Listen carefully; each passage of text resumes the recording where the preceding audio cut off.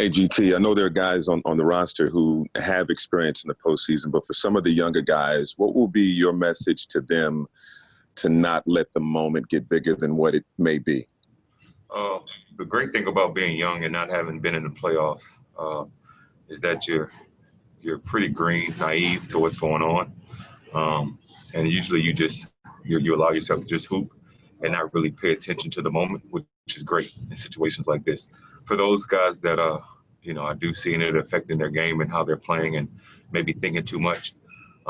Just reminding them that it's still basketball. The court is still 94 feet. The goal is still 10 feet. And we just got to play hoop. We've been doing this our whole lives. Just go out there and play. And I think JV has done a great job, keeping the game plan simple. And, the phrase that we're using is, do simple better. So I think that's how we need to go into this playoff series. And hopefully we can do that.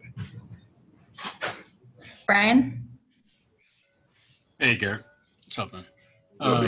Twofold here. One, how do you go about, I guess, dealing or attacking a defense like Toronto's where, generally you get mismatches and can take advantage of them, but they don't seem to have a lot of mismatch disadvantages. How do you attack a defense like that?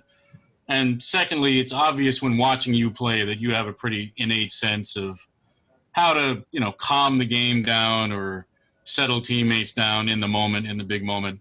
How do you, I guess for lack of a better term, how do you articulate that when you're out there, and how will you help people do that in those kind of sweaty moments when your game's getting nervous?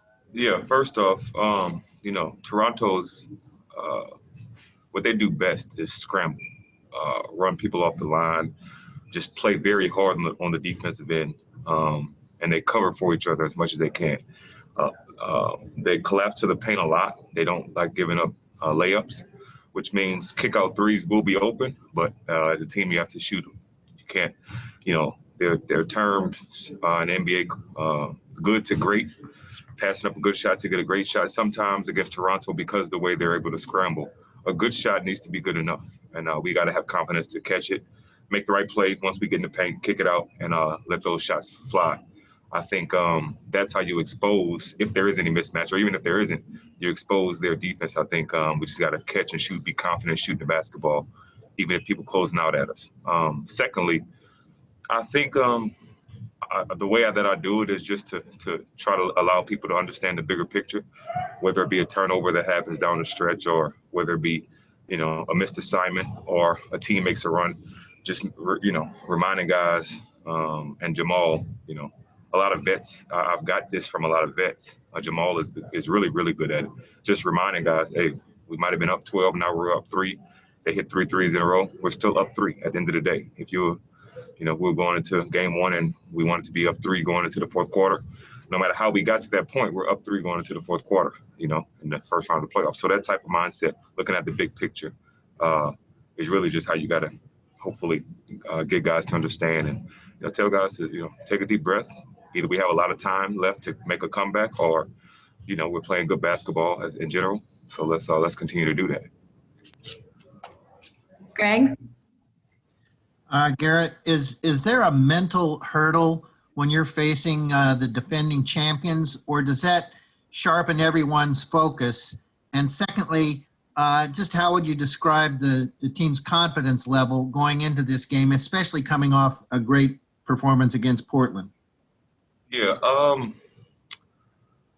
don't know if there's a mental hurdle. Again, this is a totally new team.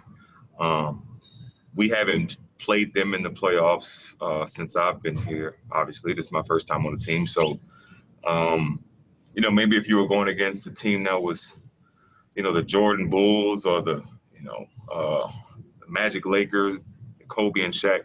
But this, I don't think it's a mental hurdle. I think you just understand that this is a very well-coached team. They play very hard. And you look at it going just as if you would look at it going into a regular season game. This team is playing really well.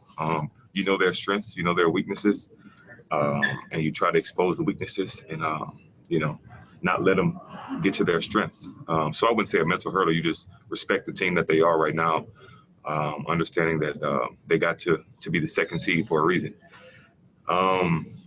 In terms of our confidence, I think we're confident. We really love the way that we're playing right now, especially on the offensive end, sharing the basketball. Defensively, we're communicating a lot better. We understand our concepts. We understand what we're trying to do in terms of a defensive game plan going into each game. We're understanding each other better. We have 6 new guys on the team. And over these 11 games, we've learned each other more and more. So the confidence in that and chemistry is much higher. So I feel good about going into it. And I feel good about the game plan we have. Christian? Hey, Garrett, it's Christian. How you doing? What's up, Kay? I'm good, man. How you? I'm good. Quick question. Toronto, obviously they've got so many different guys who can get their own shot off, but they also have 2 bigs in Marcus Gasol and Serge Ibaka who can get you in the post, and then they can also go out and stretch it out and shoot threes on the perimeter. Just what type of challenge does that pose, dealing with bigs who can space the floor out, but also can go down low and score on you in the paint? I've played with Mark last year, obviously. Played against Serge a number of years. Serge's mid-range game and his three-point game is great, especially for a big. Obviously, Mark is a little more reluctant to shoot the three. Slower release. He's much more of a passer, but obviously he will and can shoot the three. So JA is going to be helping us out. But if he leaves Mark or Serge out there, we definitely got to help him with maybe a stunner. If those guys get it going, a rotation, whatever it may be. But first and foremost, those guards really get in the paint, and we need our the best shot blocker in the league to do what he does. With that being said, if we do get in a situation where it's a switch and Mark or Serge is in the post, then we'll determine what happens when that does happen. That doesn't happen very often, honestly, the way that they play, so we'll see what happens when it does, when they do that. But we're definitely going to give Jay a little help once he's protecting the paint. We'll help him out on the perimeter if those guys hit a few threes. Alex?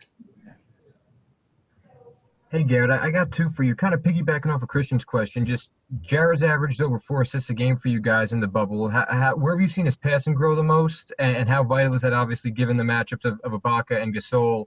And on a lighter note, a lot of NBA players have been talking about a place called Sienna's they've got food from. I'm just curious if that's come across your radar. Yeah, J.A. has done a great job passing the ball. Handing it off to Joe for his threes, or whether it be, finding guys on slips for layups when he has it at the elbow or whatnot. He's done a great job of doing that, as well as not turning the ball over much. So I think him just seeing the plays before they happen and trusting his game, trusting his passing, and allowing him to actually throw the ball, allowing himself to actually let that pass go. Whereas earlier in the season, he would have not wanted to turn the ball over, so he wouldn't fast it. So that's big for us. The way teams are guarding us, we're going to need them to continue making the right plays in that situation. Obviously, if they trap Vert, getting it to him and him, making that right read, he's done a really good job of that. In terms of Sienna's, we ate there. We had a delivery once, and I'm a big fan of jerk wings. So, yeah, the food is real good. I may order that during the playoffs 1 or 2 times.